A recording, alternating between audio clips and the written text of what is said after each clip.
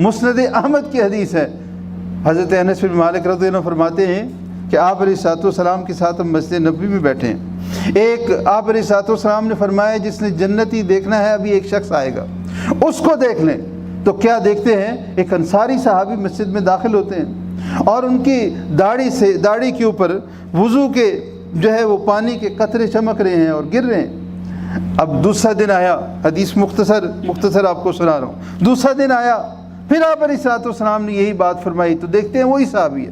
تیسرا دن آیا، پھر دیکھتے ہیں آپ علیہ الصلوۃ والسلام نے یہی خوشخبری دی، جس نے جنتی دیکھنا ہے ابھی شخص آئے گا دیکھ لو، وہی صحابی تھا۔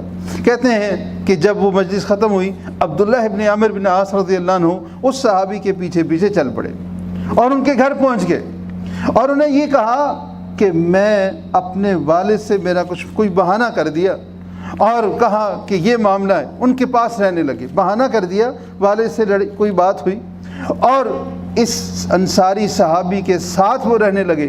3 دن 3 راتیں ان کو دیکھتے رہے اور کہتے ہیں کہ بھئی میں نے جب دیکھا تو وہی ان کا عمل جو ہمارا تھا، وہی نمازیں، وہی قرآن کا تلاوت، وہی جو ہے تہجد اور وہی سارے اذکار جو ہم کرتے تھے وہ بھی یہی کرتے تھے۔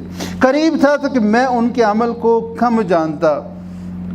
مقصد کیا تھا کہ آپ علیہ الصلوۃ والسلام نے جو خوشخبری دی ہے اس کے بارے میں۔ اب کہتے ہیں کہ جب 3 دن پورے ہو گئے مجھے کوئی بات سمجھ نہ آئی تو میں نے اسے کہا چچا جان میں تو آپ کے لیے اس مقصد کے لیے آپ کے پاس آیا تھا کہ آپ کے بارے میں آپ علیہ الصلوۃ والسلام نے خوشخبری دی ہے، تو کیا وجہ ہے کہ آپ کے لیے یہ خوشخبری ہے؟ وہ کہتے ہیں میرا معاملہ تو نے دیکھ لیا ہے۔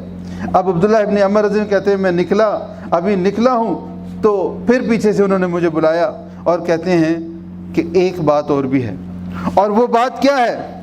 کہتے ہیں کہ لا اجد فی نفسی لأحد من المسلمین، کسی مسلمان کے لیے میں کوئی بھی چیز نہیں پاتا، غشن کوئی دھوکہ نہیں، کسی مسلمان کے لیے میرے پاس کوئی دھوکہ نہیں ہے۔ ولا احسد احدا علی خیر اعطاہ اللہ ایاہ، کسی بھی مسلمان کو اللہ نے کوئی بھی چیز دی ہے میں اس کے اوپر حسد نہیں کرتا، دل میں کسی کے لیے دھوکہ، دل میں کسی کے لیے نفرت، حسد کہتے ہیں نہیں ہے۔